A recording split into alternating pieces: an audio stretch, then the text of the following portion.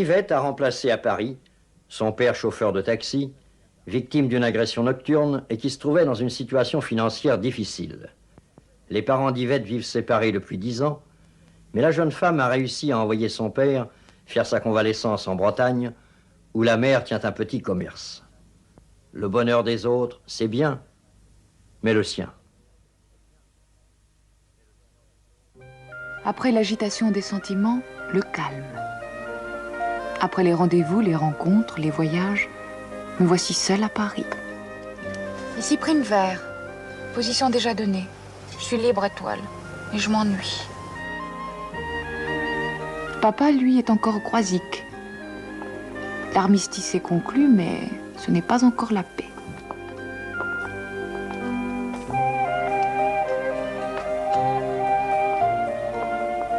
De Jean, plus de nouvelles depuis quelque temps.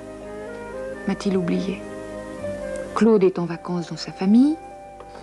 En moto, tout de suite après son examen, avec votre amie Monique. C'est elle qui a voulu conduire. Il s'est assis derrière comme un imbécile. Oh non, quelle génération. Philippe, introuvable. Abonné absent, quel numéro demandez-vous? Quant à Georges, depuis mon retour, il est bizarre. Vous avez des ennuis? Au contraire, non. J'ai conduit un psychologue la semaine dernière. Il donne des conseils dans les journaux féminins. Oui, et alors? Et alors, rien. On s'est revus et on cause tous les deux. Il faut la rendre jalouse. Inventez-vous une petite amie. Ou au besoin en ayez une. C'est facile de notre temps. Et vous verrez, obligatoirement, elle vous regardera autrement. Ma petite amie? Non, Yvette. Elle se dira, ça c'est un homme.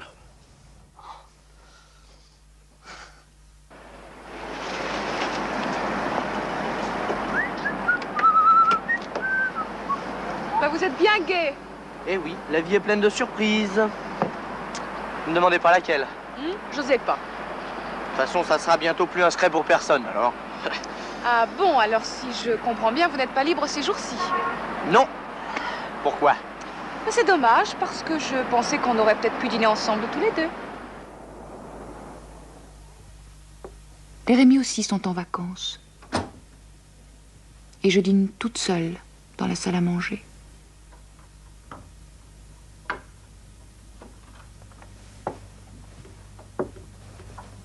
Qui est là? J'allais vous poser la même question. Mais comment êtes-vous entré? Avec ma clé. Excusez-moi de vous avoir effrayé. Je suis Gérard Rémy. Je vous reconnais. Il y a partout de si belles photographies de vous.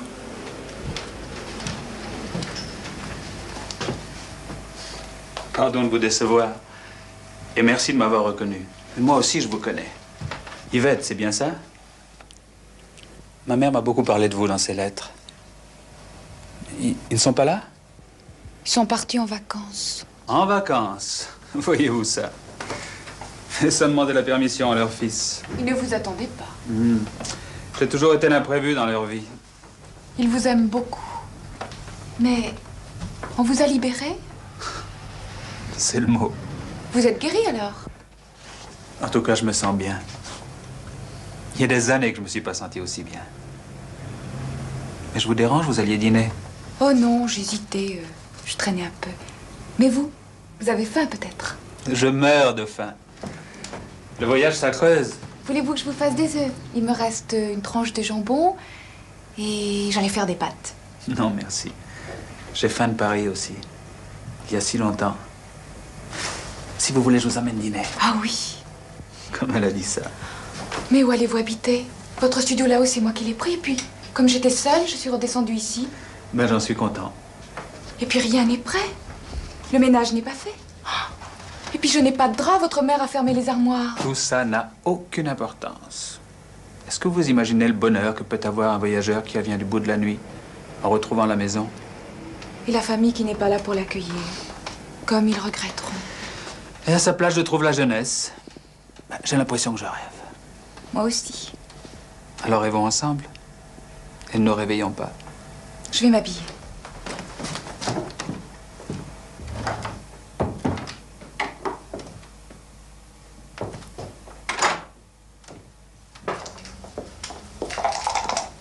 Oh, Valentine, bien tassé. Gérard, t'es sorti? Oui, par la grande porte. Depuis quand? Hier. Fini? Anticipation. Je vous présente Lucien, propriétaire du lieu. Yvette, tu sais, on est juste passé pour te dire bonjour. On va au restaurant, on merde. Qu'est-ce que vous buvez? Ben, j'ai annoncé, Valentine, c'est ma tournée. T'es dingue. Voyons, j'ai fait les économies là-bas. Oh, tu paieras demain. Elle est pas au courant. Ah bon? Je sors de Sana. T'es pas l'eau. Combien de temps? 3 ans, 10 mois. Alors, c'est vous qui occupez ma chambre? Oui. Et c'est de votre fenêtre que j'ai appris à découvrir Paris. Combien de fois, étant gosse, je me suis penché à cette fenêtre? Au loin, un rayon dans un carreau. Je croyais voir briller de l'or. Puis j'imaginais 7 ans. Si tu plies un genou devant ma royauté, tout ça t'appartiendra. Et moi, je me disais, comme c'est grand, il va falloir que je me débrouille toute seule là-dedans. Sans Lucifer. Oui. Lucifer, c'est moi. Yvette. Oh, Philippe. Monsieur Villequier, monsieur Rémy. Bonsoir. Bonsoir. Je téléphone chez vous et on me répond toujours. Absent? La preuve. Vous connaissez Agnès? Oui, en effet. Nous nous sommes croisés dans Paris. Vous étiez en voiture, je crois. Charmant.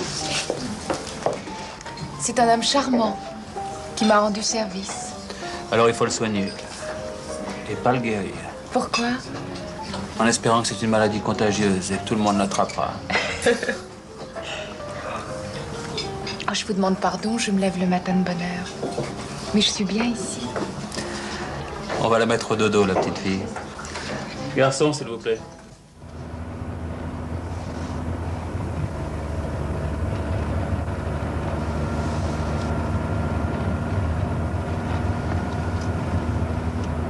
Yvette.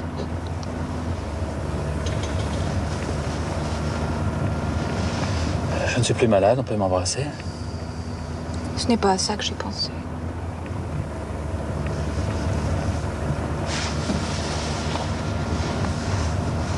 Mariée?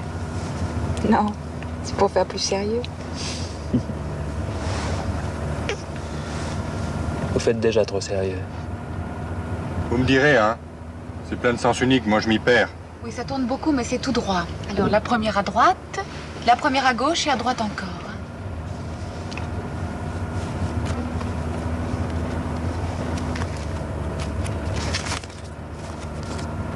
Mais il faut le rendre. Mais si. Mais non. C'est là, hein? Faut pas être fâché. 10 francs, juste de quoi payer le taxi. Eh bien, ça ne me plaît pas. Il fallait les rendre au chauffeur. Vous croyez qu'il aurait rendu, lui? Moi, oui. Oui, mais vous êtes unique. Bon, eh bien, c'est ici que je vous quitte, hein? Mais où allez-vous? Au-dessus. C'est idiot. C'est beaucoup mieux. C'était mon studio. Moi, je vous laisse l'appartement. C'est trop grand pour moi. Je vais avec vous. Non. Là où j'ai votre photographie. Une très belle photo. Oui, ben, je m'en souviens. Celle en première communion. Il est très gentil, ce Gérard-là. Il était très gentil, ce Gérard-là. Si jeune, si confiant, si pur. En train de vendre sa tranche de paradis. C'est vrai que c'est la vie qui fait de nous ce que nous sommes. Tais-toi. Où allez-vous? Bois un verre. Reste. Reste. Le lendemain, Georges poursuivait ses manœuvres d'encerclement.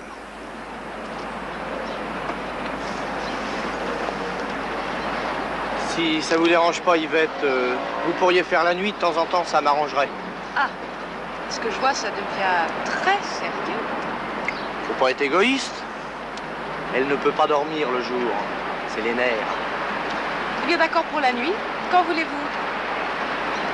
Demain, par exemple? C'est ma dernière soirée de liberté.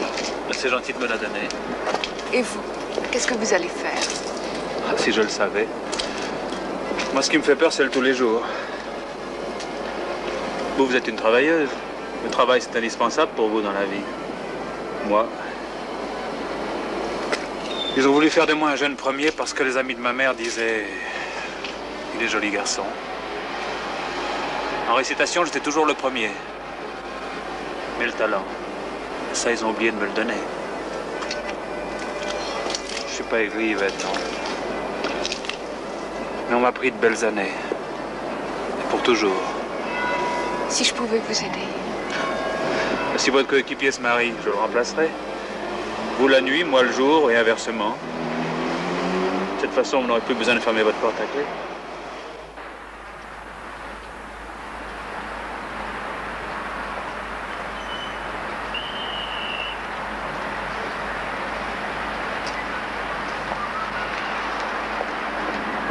Dites, c'est bien ici la grille des Tuileries? Oui, derrière vous. Ah bon? Dites voir, il n'y a pas un endroit où on descend? Bah non, pourquoi? Il m'a dit à 7 heures sous la grille des Tuileries, alors je comprends pas. S'il vous plaît, mademoiselle. S'il vous plaît, mademoiselle. Monsieur, Qu'est-ce que vous faites toute seule? j'attends un taxi. Vous préférez pas ma voiture? J'ai une place. Non, j'attends un ami. En voilà un autre. Vous avez bien le temps de prendre un verre. Vous croyez? Oui. Eh ben, Marguerite. Oh, Georges. Qu'est-ce que c'est que ce type avec qui tu parlais, là? Hein? Je sais pas, moi. Ah, bravo. Tu m'as dit fais-toi chic et après ça t'es étonné que j'ai des touches. La prochaine fois, tu me donneras rendez-vous dans un cimetière, non? Marguerite, une amie. Yvette, ma collaboratrice. C'est bon, nous avons déjà fait connaissance. C'est drôle, non? Félicitations, elle est charmante.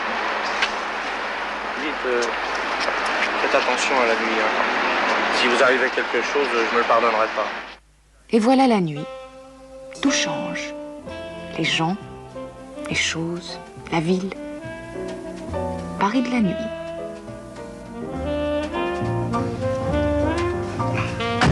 Un restaurant où il n'y a rien que des fromages. Vous devez connaître ça. On le sent d'ici. C'est la première scène. Une pièce formidable. Tenez, voilà des billets à prix réduit pour vos clients. Oh, merci. Oh, j'irai peut-être vous voir la semaine prochaine, alors. Oh, la semaine prochaine, ça sera fini. Merci, Étoile. N'y allez pas, c'est complet. Mais feuilletez donc mes petits programmes, je suis sûre que vous trouverez autre chose. Les nuls les plus nus de Paris! Par ici, messieurs, dames. Nous n'avons plus qu'une table bien placée au premier rang. Dépêchez-vous avec votre monnaie en vêtements placés, on n'y verra rien. Voilà, cher ami, voilà, j'arrive. Les nuls les plus nus de Paris! Maintenant, je dors le jour, si on peut appeler ça dormir. Les Rémy sont rentrés. À 5 heures de l'après-midi, je descends. Mon café est prêt. Bonjour. Bonjour.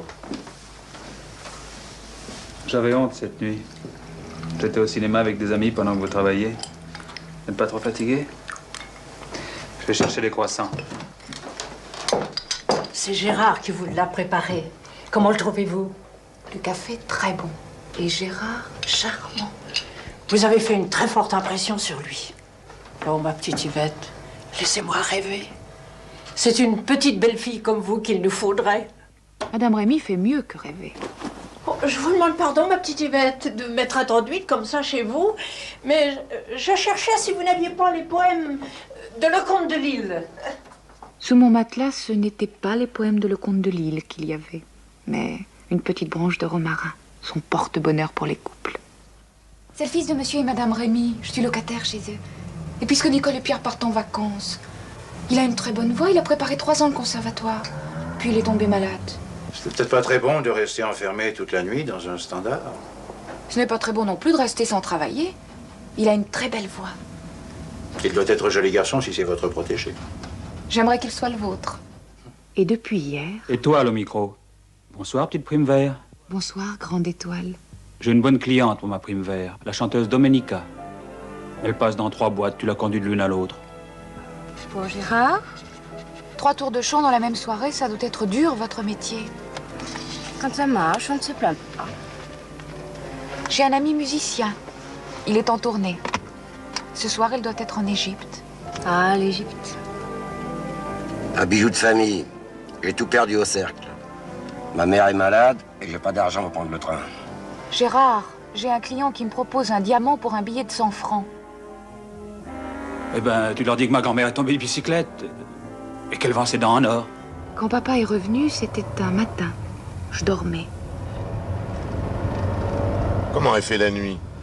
Oui, elle m'a demandé pour changer un peu, tu sais comment elle est. Et tu l'as laissé faire? Alors toi, tu veux qu'il lui arrive du mal? Dis pas ça, Victor. Papa avait encore d'autres soucis. Avec une dame. Regardez-moi bien. Avec plaisir.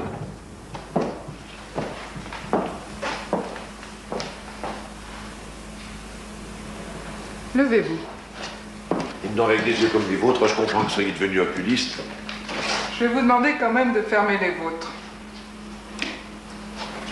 Ouvrez l'œil droit. Eh ben voilà, ma chérie, j'ai de l'IPP. Qu'est-ce que c'est que ça?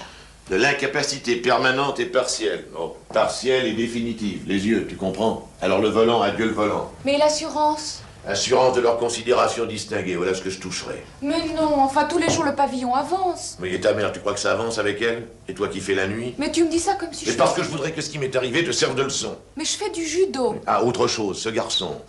Quel garçon? Ah non, je t'en prie, ne me prends pas pour plus bête que je suis, hein? Le fils Rémi, il court après toi. Il court, mais je l'attends. Moi, personnellement, j'y crois pas. Mais enfin, qu'est-ce que ça veut dire? Le jour où tu en trouveras un qui te plaît, fais-moi signe. Hein? Eh ben, il en est venu à une fois et celui-là, tu l'as flanqué à la porte. Viens que je t'embrasse. Laisse-moi tranquille avec ton fils. Sais-tu avec qui je l'ai rencontré? Papa avait-il pressenti quelque chose? L'après-midi, après mon petit déjeuner, j'ai eu l'impression que quelqu'un était entré dans ma chambre.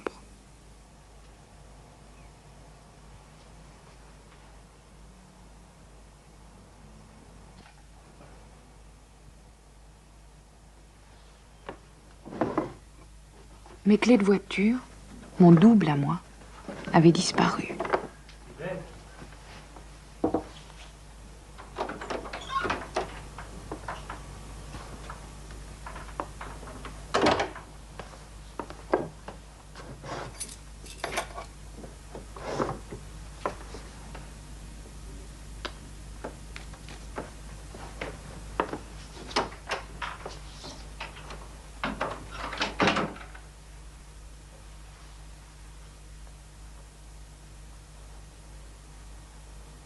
Le soir même... C'est toi, petite prime vert? J'ai tout de suite une course pour toi. Rue Malestévin, à Auteuil. Connu. 4e étage, droite, Madame Boivin. Elle part en voyage. Bah, c'est une dame âgée, elle demande si on peut l'aider à descendre sa valise. J'espère qu'elle ne sera pas trop lourde. C'était la première fois que la radio m'envoyait chez quelqu'un.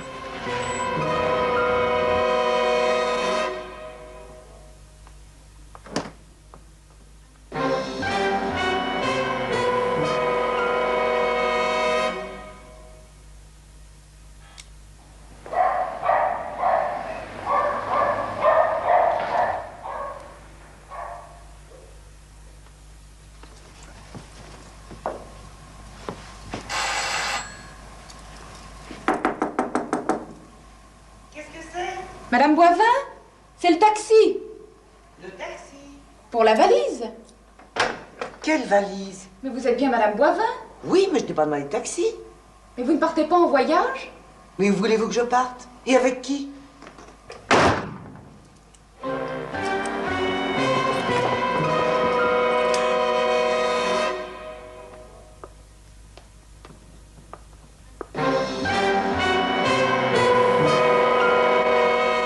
J'avais les clés, mais le taxi avait disparu.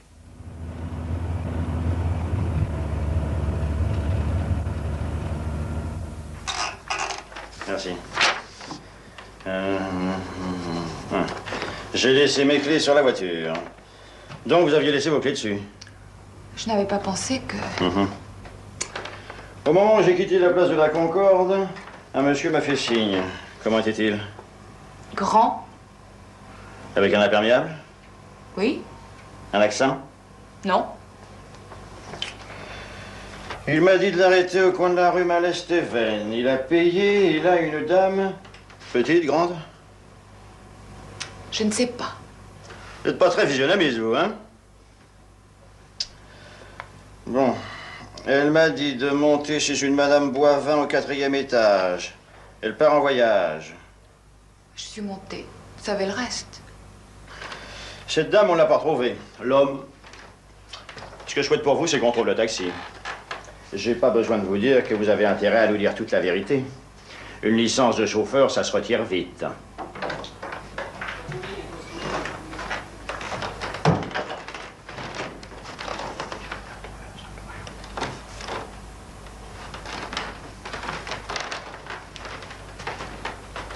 On l'a, votre taxi. Indemne. Il prenait Racine à Drancy, sans doute en attente de maquillage. Pourquoi faire? Un casse. Un casse? Un coup. Et pourquoi un taxi? Parce qu'un taxi, c'est impersonnel. Anonyme. On le passera aux empreintes par acquis de conscience.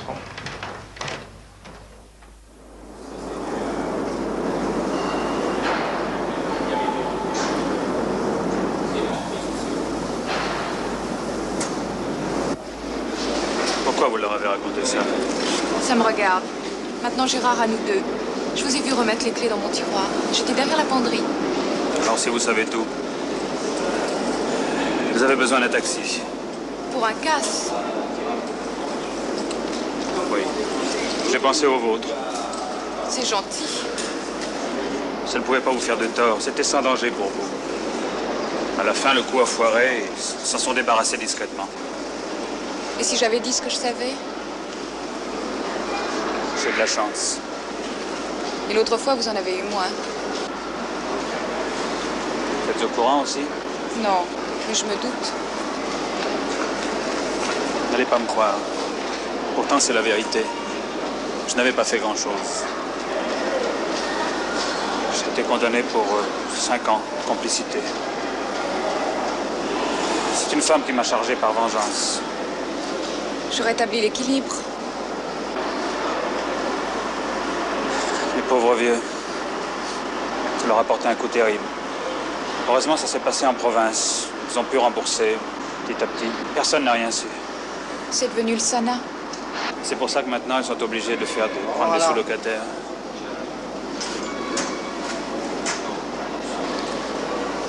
Vous avez pris des risques terribles pour moi, Yvette. Faux témoignage, non-dénonciation de malfaiteurs. Pour qui? Pour moi? C'est moi. Pourquoi alors? Un peu pour monsieur et madame Rémy. Et beaucoup pour la photo de Gérard là-haut dans ma chambre. En train de vendre sa tranche de paradis. Maintenant, Gérard, vous vous débrouillerez comme vous voudrez, mais ne remettez pas les pieds à la compagnie. Compris. Qu'est-ce que vous allez faire? Si je savais écrire, maintenant que tous les tollards deviennent romanciers, qu'est-ce que vous me conseillez? Si je vous dis de travailler, vous vous moquerez de moi.